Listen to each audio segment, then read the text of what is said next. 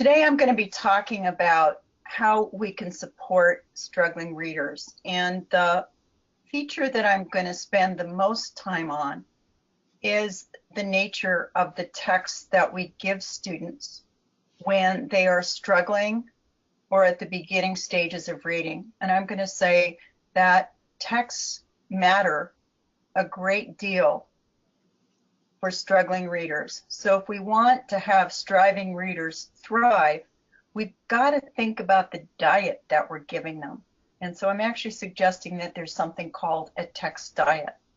So let's take a look to start out with at the distribution of American students on the National Assessment of Educational Progress. Now, this isn't something that's given to every American student, but at grades 4, 8, and 12, almost every other year now, and in state-by-state comparisons, students are given the national assessment. And the state assessments, the consortia assessments, such as SBAC and PARCC, are modeled after the National Assessment of Educational Progress. What you have are students reading a fairly extensive passage, about 600 or 700 words at grade 4, and then they answer comprehension questions. And what we see in these data is that fairly consistently, we've got about 2/3 of our students who aren't attaining what has been identified to be a proficient benchmark. Now, when we hear people talking about this pattern, we often hear people describing the kids in the basic and below basic groups as being almost illiterate or not being able to read at all. And when we create interventions for these students in 4th grade, 3rd grade, and above, often our interventions are focused on decoding. And I'm going to suggest today that that is not a very well-informed direction to go.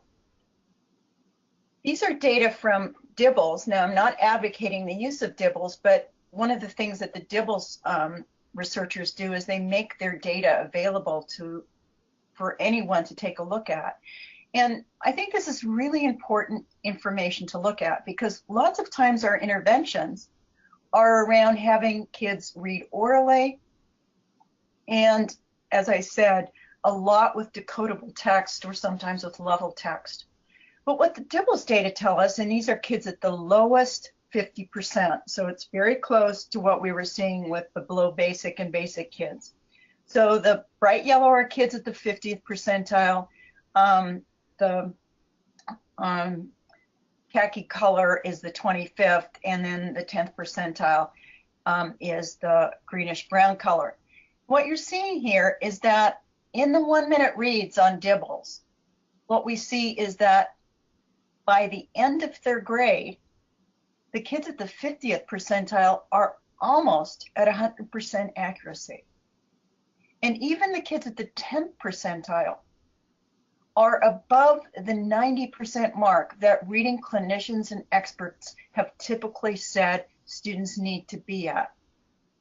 Now, it doesn't mean that they're necessarily very automatic in their recognition, and that's something I'm going to talk about today. But it means that they can figure out words, but what they're really having trouble with, and here are the data from the DIBELS, and it's not the best possible comprehension measure. In fact, I think it's actually a pretty easy one. You should actually be able to get much higher scores than students are showing. What these data tell us is that in the main, our students can read by the end of the primary grades. In fact, most of them by the end of 2nd grade, but that they lack some automaticity in their reading. And what I'm going to suggest today, a lot of them are not doing enough reading to be very good at reading. To get the background knowledge you need, keep remembering background knowledge is a strong predictor of how well you comprehend, you need to be reading text. And so what I want to look at is what kind of diet are we giving our students? And I want to start by showing you some texts that I used as a beginning teacher. So this is in the early 70s. And while I had a master's degree in reading, I have to be honest that I had a lot to learn about teaching reading. And in the state of California at that point, there were every single child in the state of California was given this all through the year text. And then we also had, believe it or not, an informational basal series. So from fins to feathers was the second grade informational text that went along with all through the year. And then we had another series from Bank Street Readers. And then we had a series of predictable texts that Bill Martin of Brown Bear fame had written. So there was sounds of, another grade was music. There were all these sounds of, so the kids were learning about poetry and rhyme and rhythm in text. So these were the texts that I had exposure to. And I'm going to suggest that the way these texts were structured helped me as a beginning teacher to be much more effective than I might otherwise have been. In the same district that I taught in, these are the texts that are now being used. California no longer has a one text, everybody in the state. You can choose from a number of them. And it could be any one of the core reading programs. I'm not trying to focus on anyone. But what we have now is an anthology, a set of level books for different levels of students, but each kid gets about 30 of these.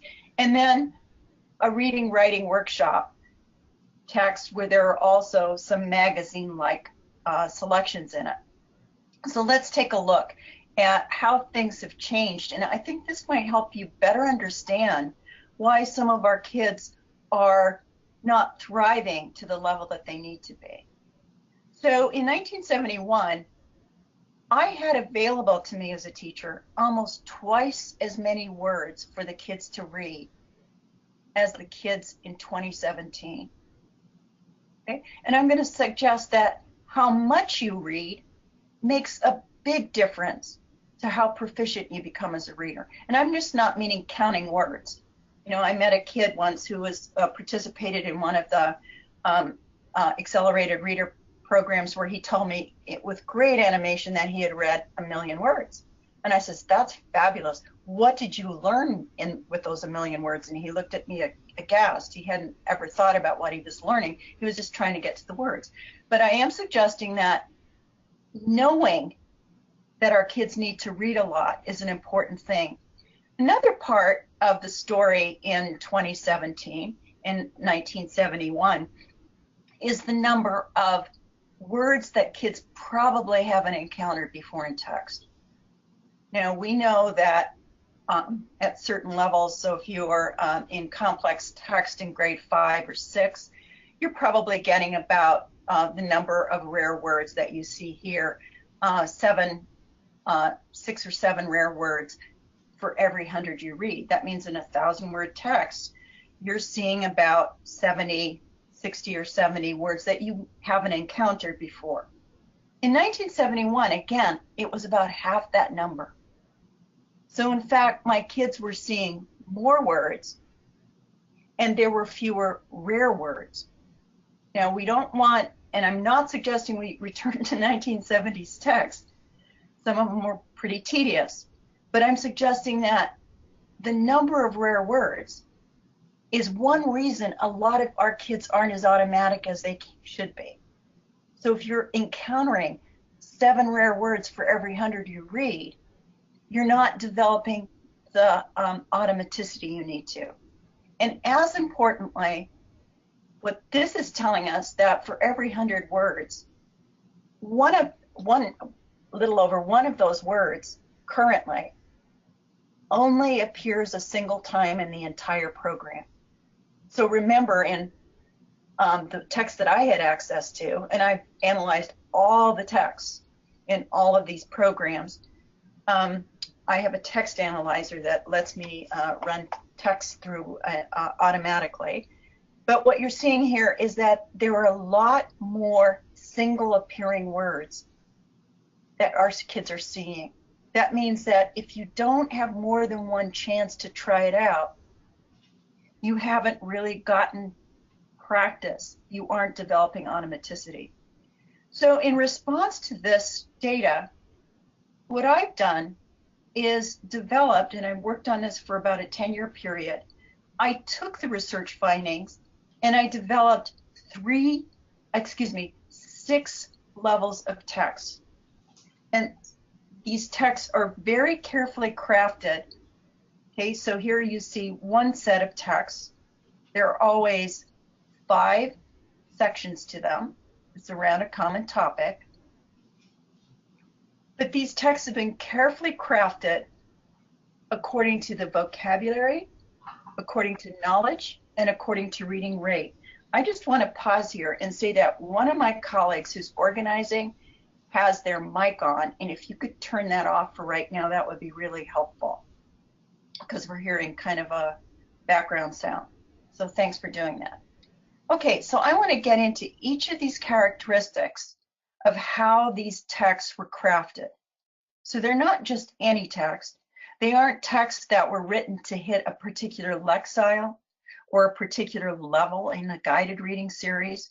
They were written to inform or be informed by vocabulary, reading rate, and knowledge. So let me describe it here. So first, vocabulary, because vocabulary is the best predictor, along with background knowledge, of how you do in your reading.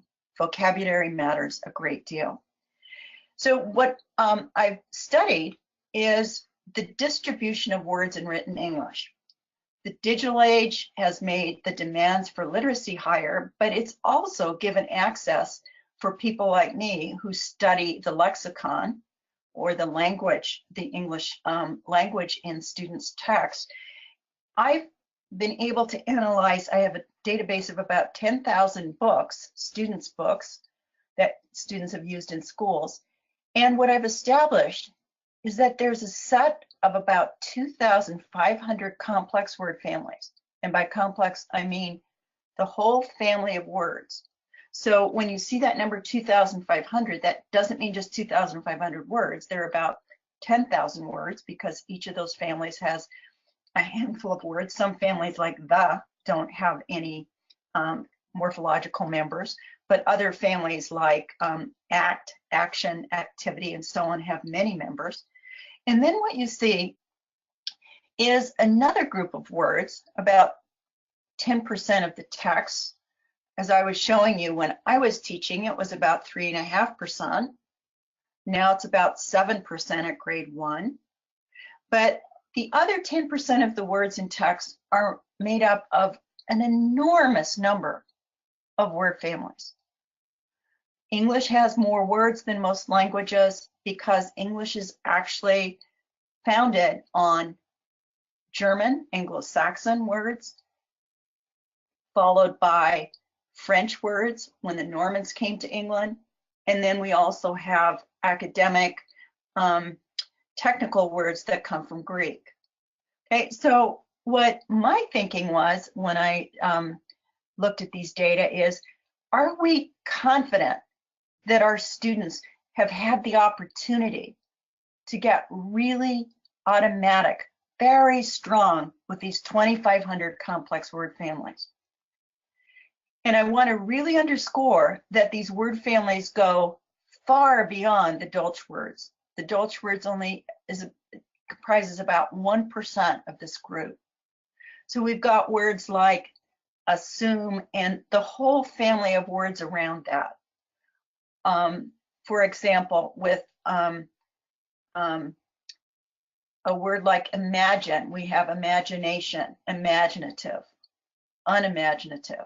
Okay, so there's a whole group of words. And as you look at some of these words, like a word like power, there are also words that take on lots of different meanings in different content areas. So it's not, I'm not saying by any stretch of the imagination that this is an easy task. So for example, if kids haven't had lots of experience with the word power in different contexts, that's why they're having some problems with the comprehension. So just wanted to show you, and these are from some samples taken from the 3rd grade Texas assessments. Texas is very generous with releasing their tests that model what they expect kids to do. But what you're seeing here is that a lot of words are in that yellow group, but you consistently have some purple words. And just because it's purple doesn't mean that you couldn't figure it out. I'm just saying it's likely the first time you've encountered the word in text. So at first glance, you might have to do some figuring out. So you might have to figure out what double click means in relation to click.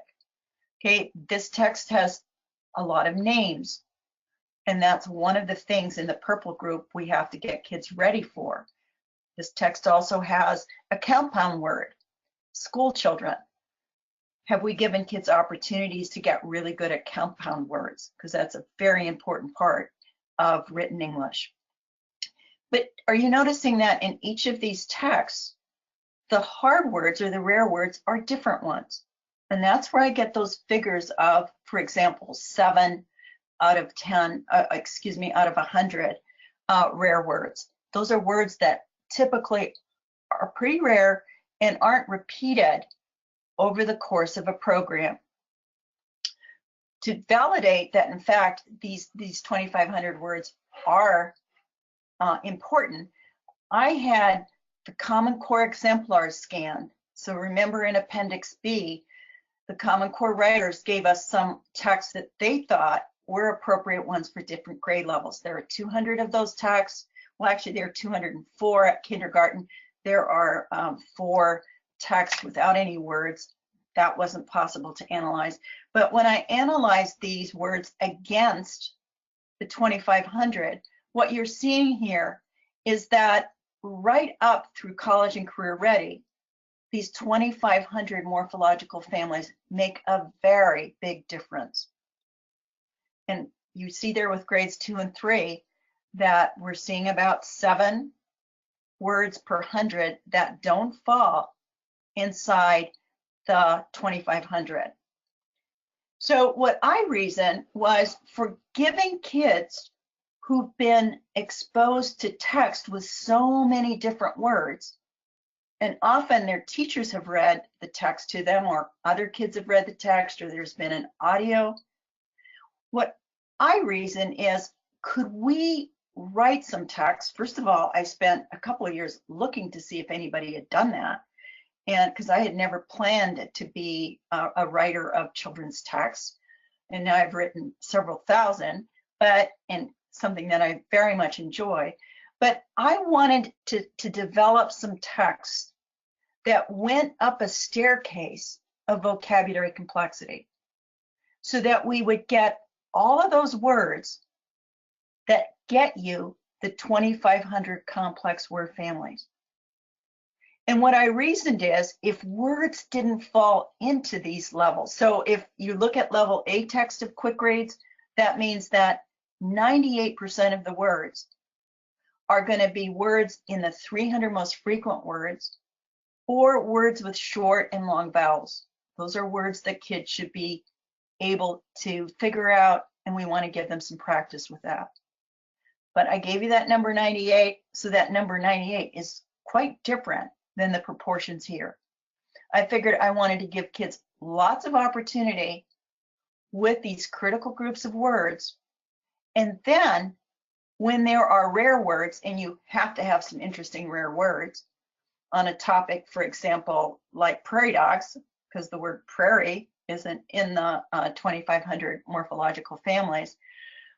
Whenever rare words occur, I had the commitment to repeat them at least twice and even more times.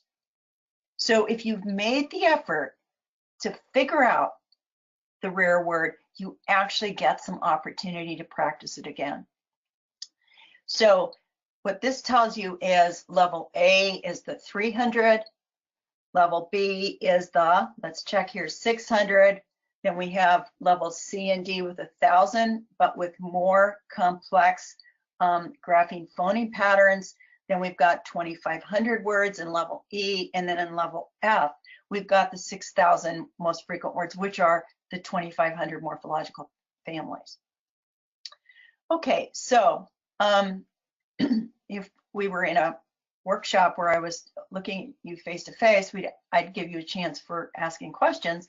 But another part of the design of these texts was to ensure that kids got some modeling about what typical rates are. I'm not going to push kids to get faster and faster and faster, but I want them to know that students of their age who are comprehending well read within certain bands of certain reading rate bands. And so what we've done in QuickReads is in every book in the series, so these are the books for level E, each book builds up to a certain number of words in one of these sections of the text. Remember, always 5 sections. So you get more and more words as you move through the series. So you're getting the chance to practice the same word content, the same critical mass of vocabulary. But what's happening here is you're getting more text and being given opportunities to get better with this vocabulary in a more extended environment. So here are some examples from the series. You see that in the first book, we've got about 125 words in a passage. So kids are aiming to read this passage in about a minute. If they can only read a paragraph in a minute, that's fine. We might be setting the goal of increasing the amount that you read, but kids need to have some understanding that this is an important thing, that you actually attend to how quickly you're reading. And you see here that a hard word is always repeated a couple times in this passage and hopefully into the next passage.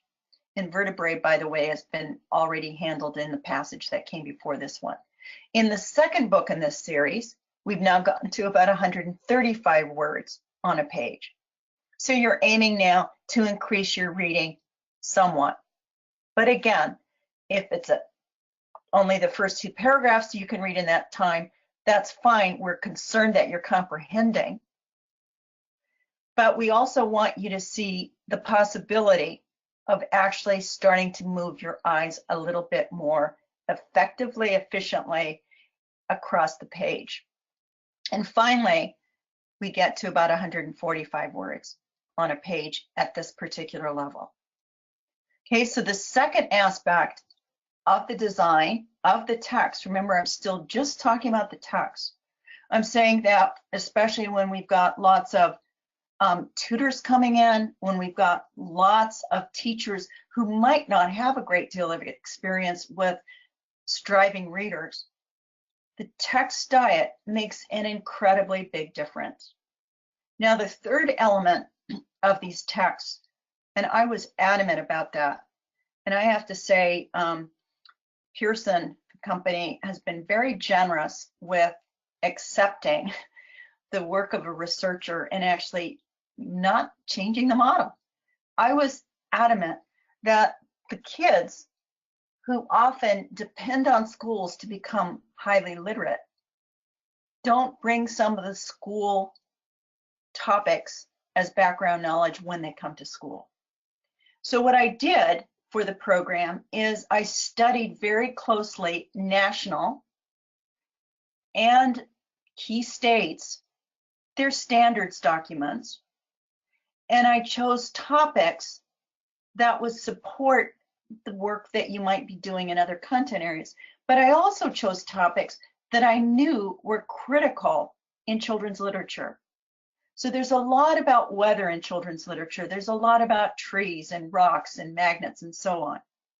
Now, I want to underscore that this isn't a science program or a social studies program, but these topics support background knowledge that when you get to the topic of colonial America, for example, you have some seeds of ideas.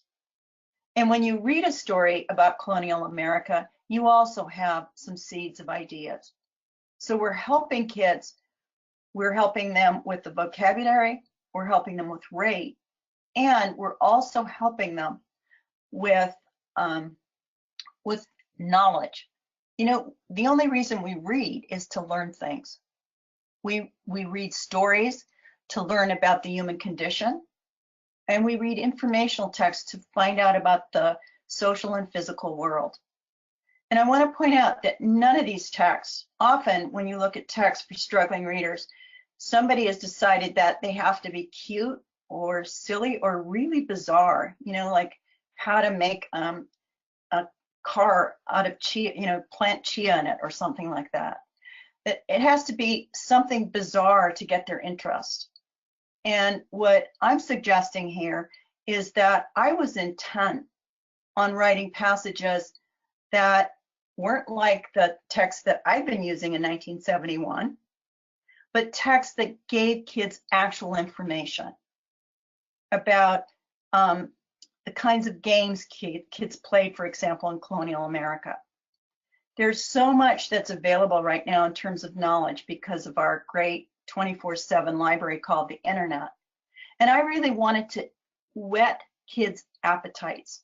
You know, we also have a set of longer books around all of these topics as well, called the QuickReads Fluency Library. So they were topics that we were wanting to give kids an anchor for knowledge, but also engage their interest in things that really matter. Yes, including economics. And that's not an easy thing to write with the 600 most frequent words. But I think my criteria for these texts always was that I think I have some attention issues. And I always wanted the text to be something that would engage me when I was reading them for the very last time as they went to print. I want to point out that there are comprehension questions that model those that you'll find on a variety of assessments, including written responses, including the opportunity to connect ideas. And most of all, and this is something I really emphasized in making my agreement with Pearson, we used this in the research that underlies QuickReads. So before we actually ever shared it with any publishers, I did research and an experimental type study, but we wanted kids to keep a record of what they had learned. And then this gives you opportunities to do some writing and compare and contrast, cause and effect, and so on. But I wanted very much for kids to have a knowledge base, some place where they can log what they know. And I think that's a really, really critical aspect of any reading program, but especially one where kids haven't realized how much there is to learn from text and what they are learning from text. So to me, this is a critical part of the intervention. Okay, I'm going to talk much more quickly because I want to leave some time for you to ask some questions. But I want to talk about the next variable being time. And in fact, I'm in error here on the design of this slide, so please bear with me. The slide on the left should be about 20% smaller. The circle on the left should be about 20% smaller. The point I'm making here is that in American classrooms, we've increased the amount of reading instruction, but we've decreased the amount of time that kids are actually spending reading. And if you look at the teacher's manuals, for example, the one that I used in 1971 and the one that's being used in my district in 2017, you actually see that the teacher's manuals have grown by about 10 times. I'm not making that up. I've actually stacked them together. I've got pictures of them that I can share if you want to see them. We've added so much for the teacher to tell kids.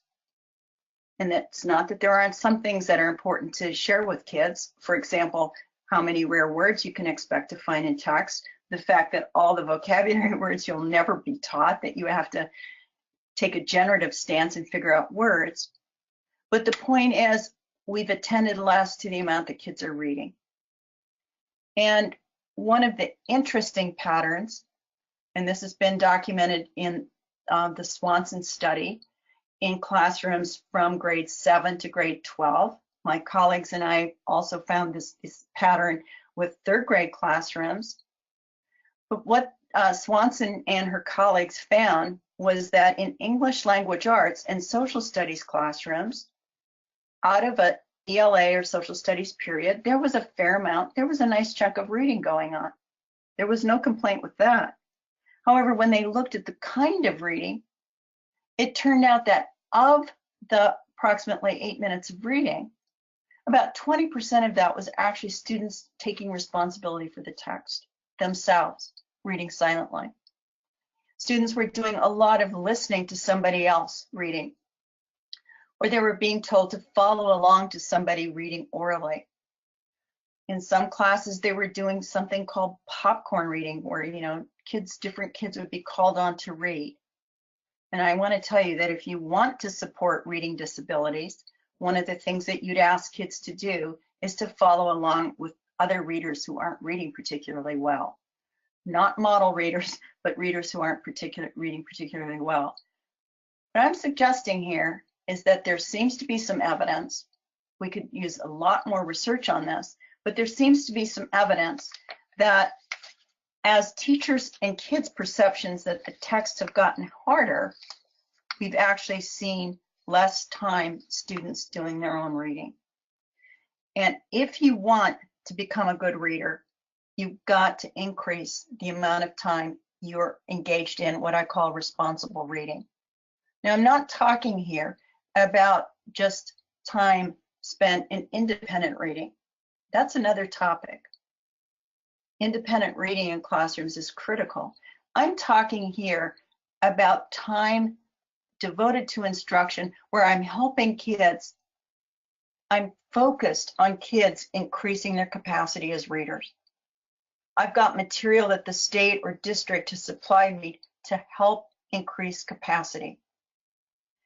That's what QuickReads does. It is intended to increase the capacity of readers. And one of the most positive studies is one by Melanie Kuhn at Purdue and Paula Schvogenflugel at Georgia, where they showed that in classrooms where kids had higher achievement, the distinction was about 7 minutes of additional reading a day. So altogether, these kids were reading about 22 minutes, not 5 hours like some people might say. They were reading a moderate amount, but it was responsible reading, where somebody wasn't doing the reading for students. So what I'm suggesting here is that 15 to 20 minutes daily over a 20-week period, we found that kids can gain about a half a word rate beyond typical gains. And I'm going to talk a little bit more about that. But first, let me talk a little bit about technique. In looking at technique,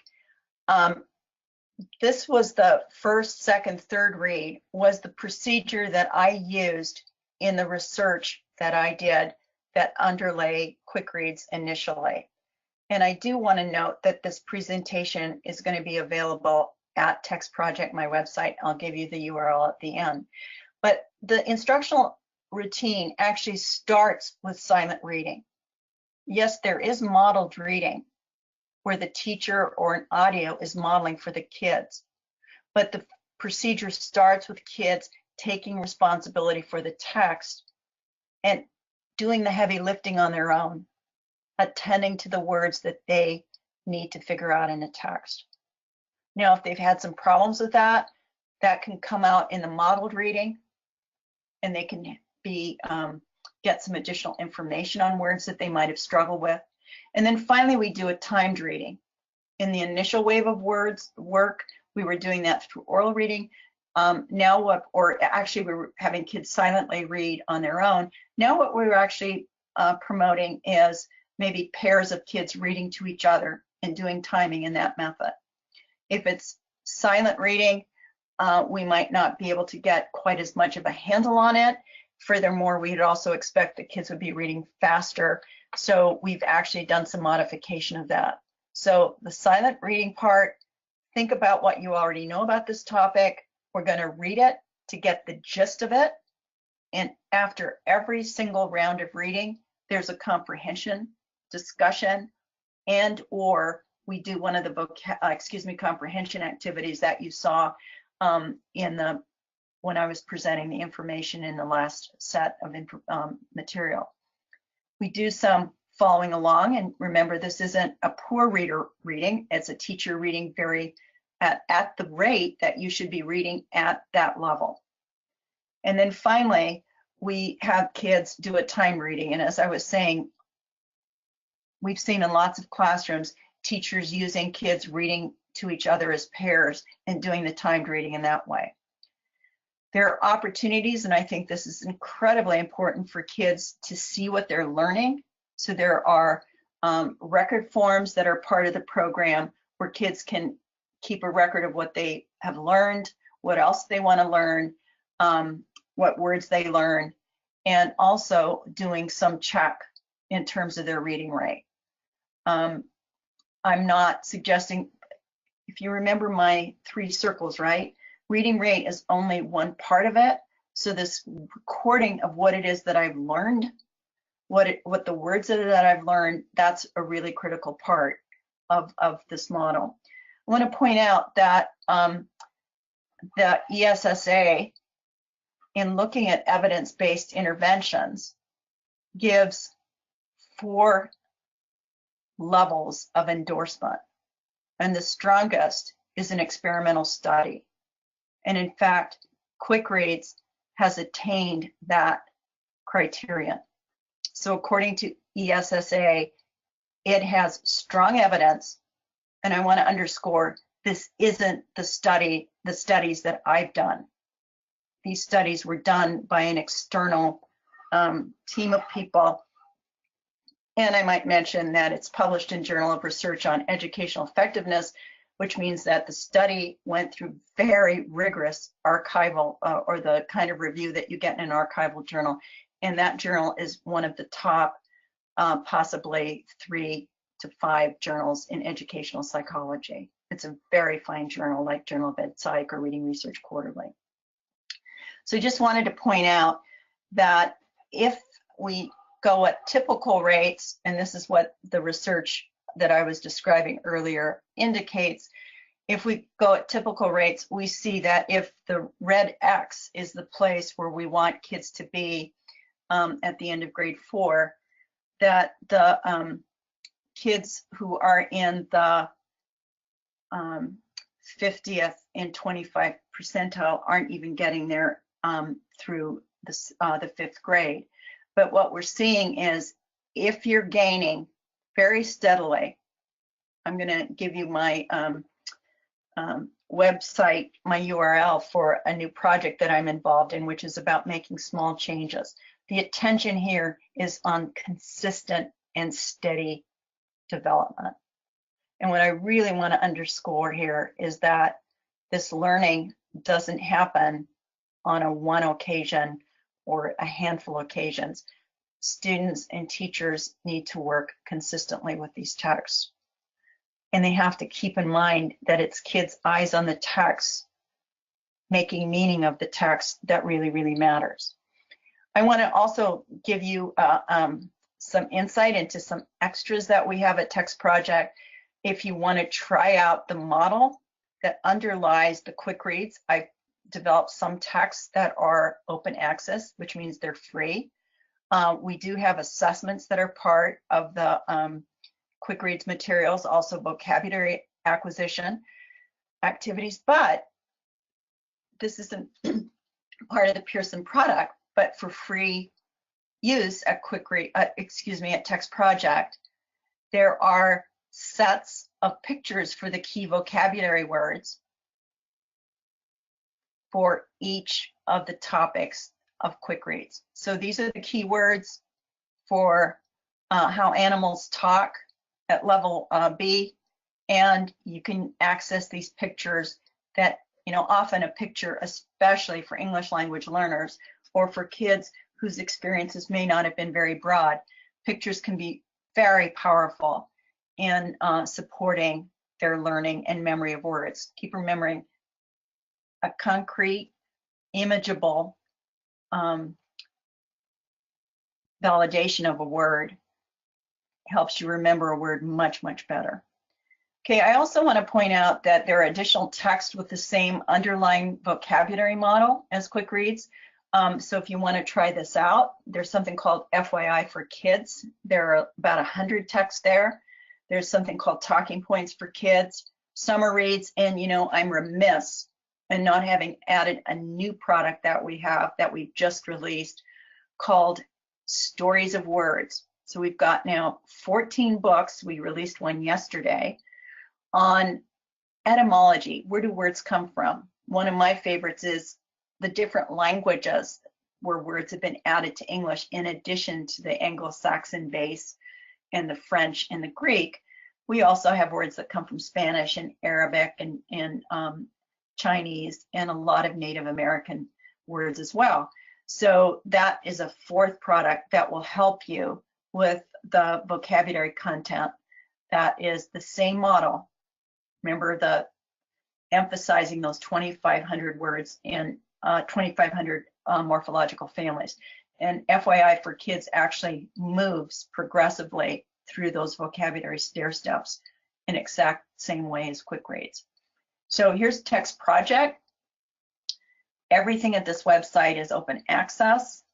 For those of you who are interested in beginning readers, in the parent and tutor section, we have a tutoring manual that Pat Cunningham initiated and I collaborated with her on, and it's to help with a set of beginning read texts called Beginning Reads, which are also open access at Text Project. So there's a lot of different materials here. The presentation, the slides for this presentation will be available in a day or two in the About Text Project part. And finally, I'm very, very interested in how teachers can make small changes. Just increasing reading by a couple of minutes a day. How can that help kids? By teaching kids about a set of words, like I was showing you around how animals talk. So that website is going to come live on November 20th, 2017. So Heather and Julie, I want to thank people for listening to this point, and I'm just delighted to be able to answer some questions. Great, thank you. At this time, please, if you'd like to ask Freddy a question, please feel free to chat that into the question portion of your control panel, and I will relay that, and we can have a discussion that way. Oh, it actually looks like we've got one already. Here is our first question. What about some of the programs that have leveled text on the same content with different lexicals? That's a really good question. Since the Common Core in Appendix A made a commitment to qualitative readability systems, and there was an addendum to the Common Core that expanded it from just the Lexile framework to other quantitative systems, we've just seen an incredible amount of attention in libraries, in bookstores, on websites to attaining, ensuring that kids get particular Lexile levels. We've got a whole set of products where we take the same text and we put them at different lexiles. Well, I've done intensive analyses of these texts because one of the things that we knew starting in the mid-1980s is that if you simply change the length of sentences, taking a complex sentence and making two simple sentences out of it, for example, you can actually make the task harder for striving readers. And that, in fact, why do I say that? Because when you've taken the connecting word out of a sentence, the ideas aren't connecting as they are in a complex sentence, you actually see it, you have to inference more than if you had the more complex sentence. So we went through about a 30-year period after becoming a nation of readers when we didn't use quantitative readability systems. And the ones that we have now are heavily reliant on sentence length. And it can turn out, I've got a paper on this that we're going to share with you when we say thank you for participating in this webinar. But this paper actually looks at the fact that the vocabulary in these of these different levels isn't changing. In fact, there are 1 or 2 places where you will find texts that have been leveled, where the vocabulary differences have been considered. One of those is a set of texts called step reads at readworks.org. And in fact, what you're going to find, if they've done it right, always expect the lowest text to be longest, or at least as long as the highest text. Why? Because if you've taken out some really complex words, often you have to use a whole bunch of words to describe those words.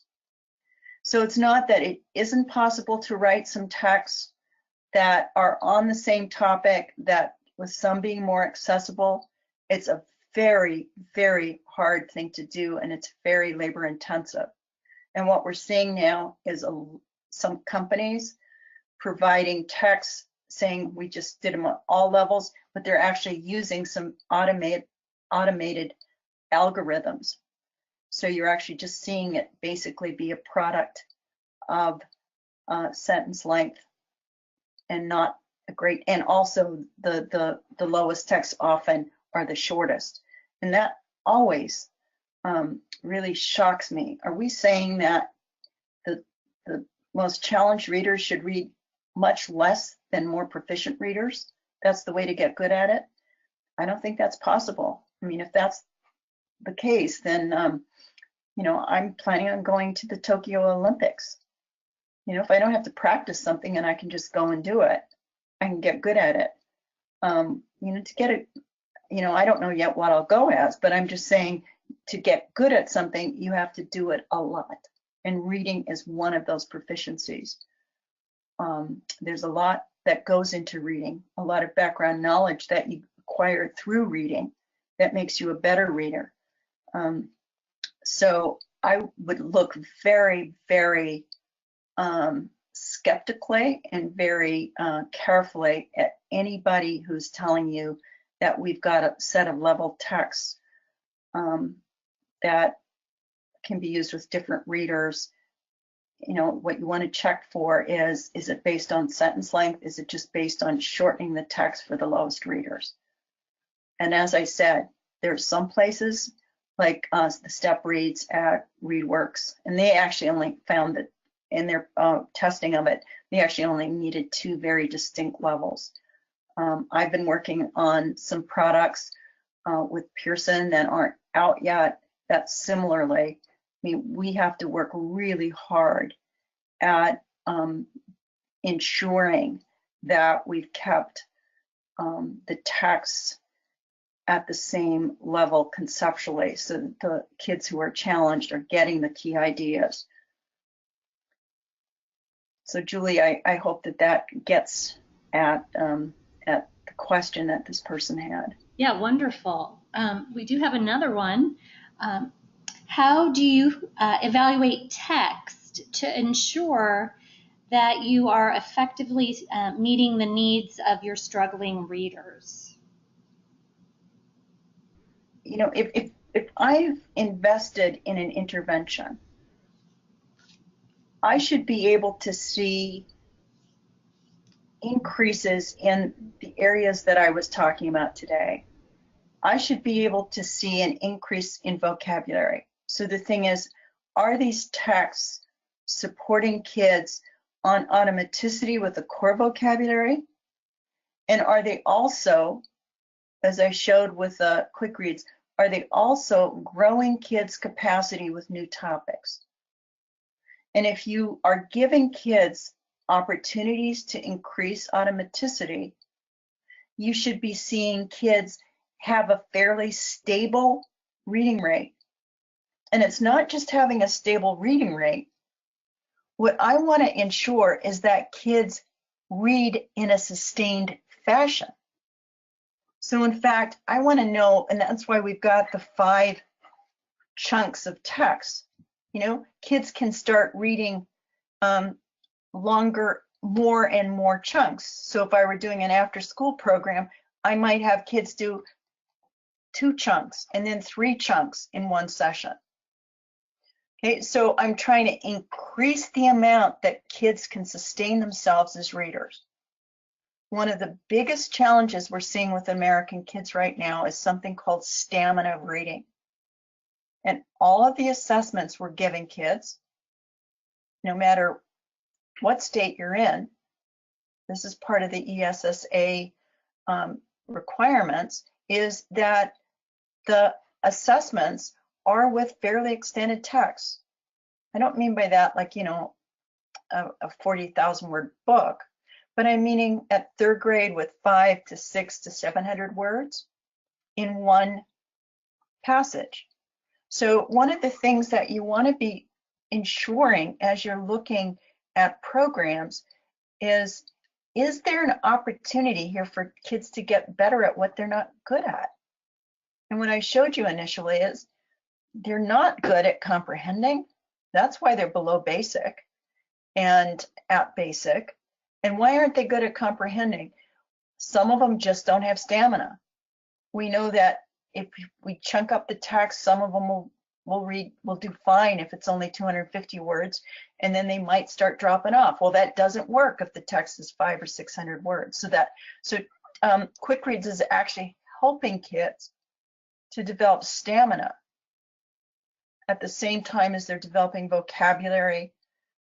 At the same time they're developing knowledge. Keep remembering knowledge, you know, is represented by vocabulary, and knowledge and vocabulary determine your comprehension. You need to learn things with text, and it just can't be some really silly, frivolous, and sporadic things. I mean, one of the things I see in lots of level programs is from text to text, there's a very different topic. So what you're seeing in QuickReads is you're seeing sustained attention to particular topics. And that's very important too. So I hope I've given a sense of what some of these criteria are. You want to have a chance, you want to have enough text there so kids can develop stamina. So is there another question, Julie? Why are the ESSA findings an important resource tool? You know, one of the things about education is there are lots of good ideas. And I think my suggestion that the teachers' manuals have grown so much is everybody's got some ideas about how we could improve reading. And one of the things that happens in the field of research is that going through the process of having the best people in the world evaluate your methods, evaluate your interpretations and conclusions, evaluate your materials. That's called archival research. That's the highest kind of research, you know, if you can get it into a top-notch journal.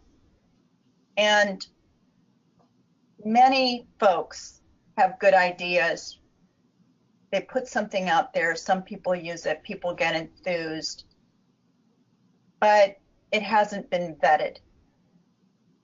And what the ESSA guidelines are doing is they're taking a look and saying, how generalizable is this? How scalable is this? How credible is this? Is it both theoretically and empirically validated? And to have gotten studies, and the one that is shown on that page isn't the only one in which QuickReads have been reported on in the archival literature, to have our studies gone through a very rigorous vetting process and people saying, yes, there is evidence that this works, is very different than somebody saying, I think this is a great idea and I really like it. You know, some of the things we talk about, people might like something a whole lot and it might not be particularly effective or very good for you. So to me, that QuickReads has actually gotten that stamp of approval, that it's strong evidence. The evidence base is very, very important. It also, I think the important thing here is the term generalizable. I mean, some of the interventions that people are going to see as they go shopping are ones that maybe depend on an enormous amount of teacher training, that you can't use some materials with, in an after-school program or a summer program, or with teachers who haven't had as much experience as other teachers with struggling readers. And that's the thing with QuickReads. It was actually the nature of the texts that were validated. So we're saying these texts, they're not just any texts. They've got a very carefully crafted underbody. So that's why it's important to be looking for strong evidence.